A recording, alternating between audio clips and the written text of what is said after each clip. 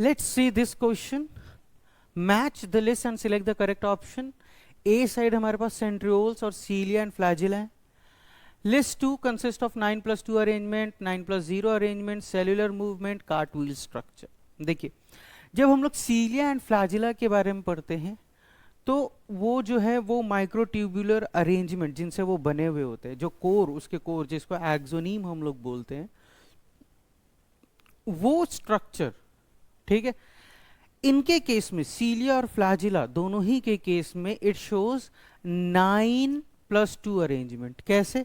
देखो जब हम सेंट्रियोल सॉरी दिस सीलिया फ्लैजिला के बारे में भी बता रहा हूं, यहां पर ये जो सेंट्रल शीथ होता है उसके सेंट्रल में दो माइक्रोट्यूब्यूल्स इस तरीके से आपस में कनेक्टेड होते हैं. सेंट्रल शीथ से कनेक्टेड होते हैं इस तरीके से पेरिफेरल माइक्रोट्यूब्यूल्स, इस तरीके से. तो इसको आप क्या बोलते हो? इसको आप बोलते हो this is a complete doublet. और ये डबलेट ऐसे टोटल कितने होते हैं इसमें? 9 डबलेट्स होते हैं. कितने? 9 डबलेट्स पेरीफेरी में. और दो माइक्रोट्यूब्यूल्स सिंगल सिंगल बीच में पेयर में प्रेजेंट होते हैं. ठीक है, तो 9 डबलेट्स एंड दिस प्लस 2, इसलिए हम इसको बोलते हैं 9 plus 2.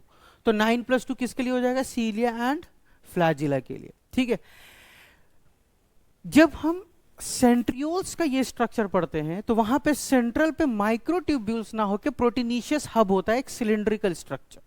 ठीक है, तो वो प्रोटीनिशियस हब और उससे रेडियल स्पोक्स के थ्रू कनेक्टेड होते हैं ऐसे ही पेरीफेरी में, मगर वहां पे डबलेट नहीं होंगे, वहां पे ट्रिपलेट्स होते हैं.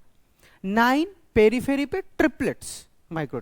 तो अब सेंटर में तो माइक्रोट्यूब्यूल है नहीं, तो वहां पर आप क्या लिख दोगे सेंट्रियोल्स के केस में? In case of centrioles we write 9 plus 0. 9 periphery triplets है तो वहां पे, मगर सेंटर में कोई माइक्रोट्यूब्यूल का सेंटर में कुछ नहीं है पार्ट, इसलिए वहां पे हम क्या लिख देंगे? 0. तो 9 triplets and 0, it becomes 9 plus 0 arrangement for centrioles. ठीक है, इसमें से हम अगर सेल्यूलर मूवमेंट की बात करें तो वो इनका काम होगा, बी का. ठीक है, कार्ट व्हील जैसा स्ट्रक्चर, जब ये स्ट्रक्चर पूरा ड्रॉ करते हैं हम लोग तो it appears like a cart wheel structure.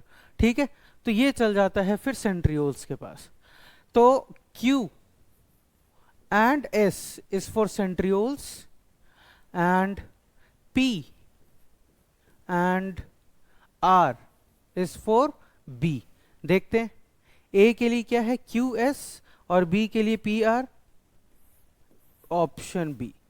So the correct option for this question is option B.